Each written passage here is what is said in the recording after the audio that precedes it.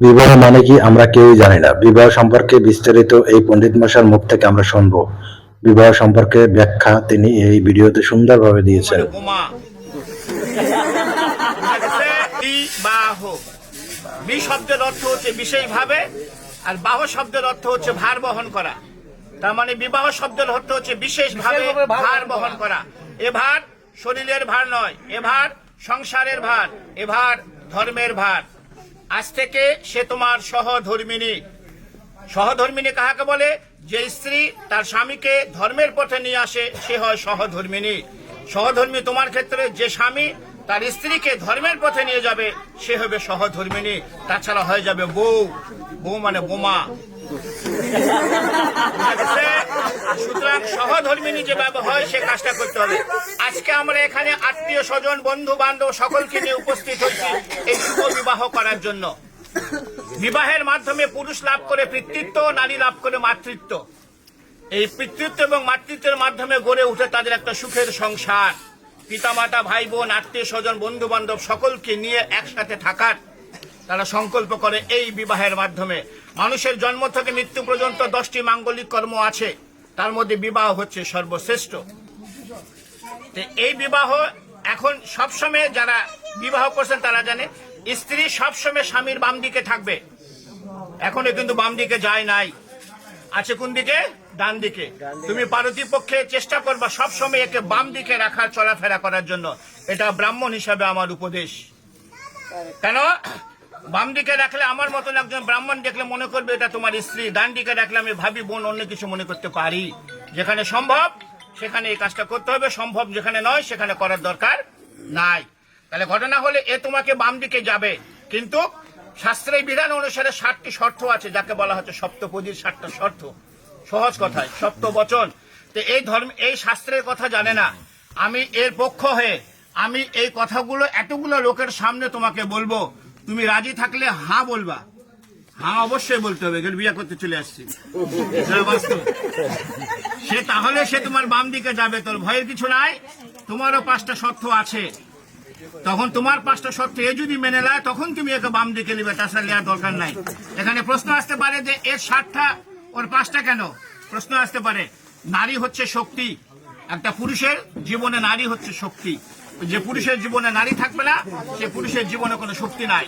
তুমি পূর্ব দিকে তাকিয়ে দেখো, লক্ষ্মী নারায়ণ, রাধা কৃষ্ণ, পার্বতী, শিব, সবাই প্লিজ এরা সবাই হচ্ছে নারীকে নিয়ে চলছে।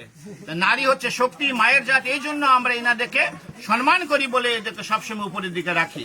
তাহলে এখন এর যে 7টা শর্ত আছে আমি তোমাকে আগে হিন্দিতে বলবো। আমি যেহেতু হিন্দিতে বলবো এবং পরে বাংলায় বুঝিয়ে দেবো।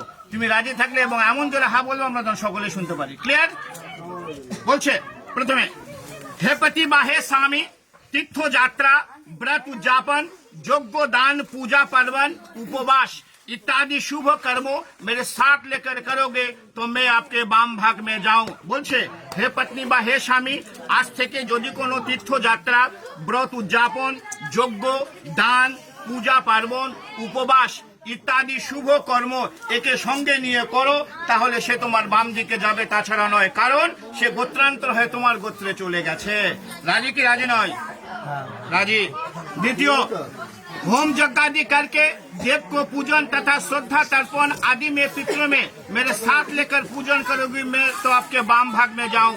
बोलছে হোম যজ্ঞ আদি, হোম যজ্ঞ আদি করে যদি কোনো দান করতে চাও এবং তথা শ্রদ্ধা তর্পণ, অর্থাৎ আমাদের মহালয়া যে হয় না, পিতৃপুরুষের নামে পূর্বপুরুষের নামে জল দিতে হয়, তিল তর্পণ করতে হয়। এই পূর্বপুরুষ যেহেতু সে গোত্রান্তর হয়ে তোমার গোত্রে গেল, এখন তোমার বাসায় যদি এই বিধানটা থাকে তাহলে একে সঙ্গে নিয়ে তোমাকে করতে হবে, তাহলে সে তোমার বাম দিকে যাবে, তাছাড়া নয়। राजी। तृतीय, कुटुंब के रक्षा करो, अतिथि आप्यायन करो और घर में गौ महिष पशु रखो, फिर उनको पालन करो। संसार धर्म में रत रहो, मैं तो आपके बाम भाग में जाऊं। বলছে কুটুমকে রক্ষা করো, মানে অতিথি আপ্যায়ন করো। অতিথি হচ্ছে নারায়ণ। বাসায় যদি তোমার সম্ভব হয় গরু মহিষ এগুলো পালন করতে চাও এবং সংসার ধর্মের মধ্যে যদি রত থাকতে চাও, তাহলে সে তোমার বাম দিকে যাবে, তাছাড়া নয়। राजी। चौथे ভালো করে শুনবা, धन धान्य आदि के खर्च करो, दूसरे के घर में रखो, तो मेरे साथ पूछ के करोगे तो मैं आपके भाम भांग पे जाऊं। এতদিন যা করেছি এখন থেকে ধন ধান্য আদিকে খরচ করে ইচ্ছা মতন আর খরচ করা যাবে না। দুসরেকে ঘর মে রাখো, অন্যকে যদি বাসায় রাখতে চাও, অন্য যে কোনো হোক, কোনো কাজের লোক হোক তোমার, যে তাহলে এর সঙ্গে একটু পরামর্শ করে তাহলে তোমাকে রাখতে হবে, তাছাড়া নয়। राजी। पांचवे, मंदिर बगीचा घर तालाब इत्यादि बनाओ, बना के तथा उसके रक्षा करो तो मैं आपके बांग भाग में जाओ। भगवान যদি কোনো সময় কৃপা করে তুমি মন্দির বানাও, বাগিচা বানাও, ঘর বানাও এবং বানানে শুরু হবে না, ওদেরকে রক্ষা করো, তাহলে সে তোমার এগুলি পরামর্শগুলো তার সঙ্গে একটু করতে হবে, কারণ সে হয়ে যাবে সহধর্মিণী। তার মানে তার সঙ্গে একটু পরামর্শ করে এই কাজগুলো করতে হবে, তাহলে সে তোমার বাম দিকে যাবে, তাছাড়া নয়। রাজি। এখন এই দুটো ভালো করে শুনবা। परदेश में यह अपना देश में व्यवसाय वाणिज्य चाकरी कृषि काज करके कमा कर लाओ और मेरे संपूर्ण भरण पोषण करो, मेरे बाबा माँ भाई बहन आत्मीय सज्जन के सम्मान करो तो मैं आपके बाम भाग में जाऊं। निजेर देश होक विदेश होक, যার যে কর্ম ব্যবসা বাণিজ্য চাকরি কৃষি কাজ করে ইনকাম করে এনে এর সম্পূর্ণ ভরণ পোষণ তোমাকে করতে হবে। এর বাবা মা ভাই বোন আত্মীয় স্বজন যেগুলো আছে তাদেরকে সম্মান করতে হবে, তাহলে সে তোমার বাম দিকে যাবে, তাছাড়া নয়। রাজি। এটা একটু ভালো করে শুনে দিন, অবশ্য তোমার কাছে কোনো সমস্যা নেই। সাথে, आज से हम आपका पत्नी सब सुख दुख भाग करके लेऊंगा और रत्न तो हीन भावना और कामना हुए, परंतु पर स्त्री और पर नारी के नाश हो तो मैं आपके बाम भाग में जाऊं। কি বলছে? আজ থেকে আমি তোমার পত্নী, আমরা একে অপরের সুখ দুঃখ ভাগ করে নেব, অত্যন্ত হীন ভাবনা ও কামনা হয়ে, परंतु पर স্ত্রী অন্য কোন স্ত্রী পর নারীকে নাশ হও, অর্থাৎ একে আজ থেকে যে চোখে দেখা যাবে এই চোখটা আর অন্য কোন নারীর প্রতি দেওয়া যাবে না, তাহলে সে তোমার বাম দিকে যাবে, তাছাড়া নয়।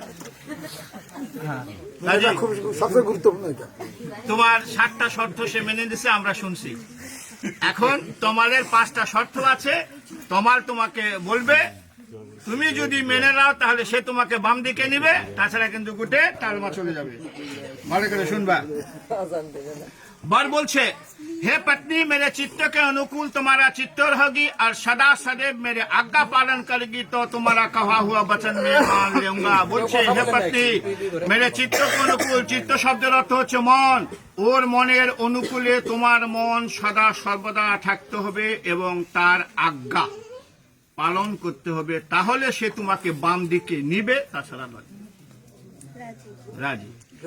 बर बोलते, सदा सदैव तुम प्रतिव्रत धर्म में प्राण रहोगी और प्रति सेवा करोगी तो तुम्हारा कहा हुआ वचन मान लूंगा। সে বলছে তুমি সদা সदैव প্রতিব্রত যে ধর্মটা আছে সেই ধর্মটা তোমাকে পালন করতে হবে, আর প্রতি যে সেবাটা আছে সেই সেবাটাও তোমাকে করতে হবে, তাহলে সে তোমাকে বাম দিকে নিবে, তাছাড়া নয়।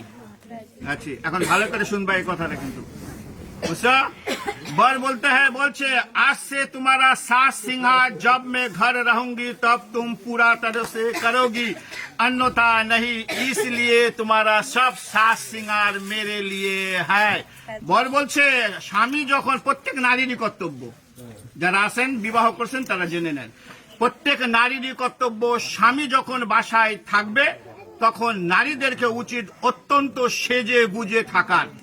স্বামী বাসায় নাই, সাজার কোনো দরকার নাই, কারণ এই সাজ দেখার অধিকার সম্পূর্ণ হচ্ছে স্বামীর। ওই একটা শর্ত দিয়ে আসছে, ওই যে পরন্ত পর স্ত্রী না কর, এই যদি সেজে গুজে অন্য জায়গায় থাকে অন্যজনের চোখ পড়বে।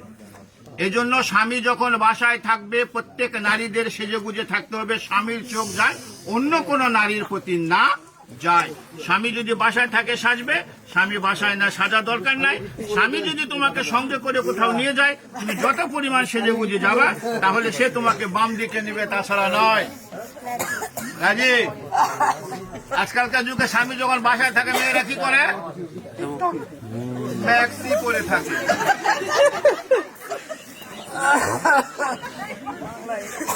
4 नंबर और बोलছে, मेरे घर में मेरे बाबा माँ, सुनते को सुनबा, मेरे घर में मेरे बाबा माँ भाई बहन भाभी जी है, उसके सच आज्ञा पालन में तत्परायण रहोगी और मेरा बाबा माँ के सेवा करेगी तो तुम्हारा कहा हुआ वचन मान लूंगा। বলিছে তুমি এই পরিবারে 20 বছর 22 বছর 24 বছরের পিতামাতা ইনারা, আমি ইনাদেরকে ভুলতে বলিনি। এই পিতামাতাকে যেভাবে ভালোবাসছো এর চেয়ে দ্বিগুণ ভালোবাসা দিয়ে ওর যে পিতা মাতা ভাই বোন ভাবি আছে ওদেরকে ভালোবাসতে হবে, ওদের সচাজ্ঞা অর্থাৎ সত্য উপদেশ পালন করতে হবে এবং মেরা বাবা মা ওর যে বাবা মা আছে তাদেরকে সেবা করতে হবে, তাহলে সে তোমাকে বাম দিকে নিবে, তাছাড়া নয়। রাজি।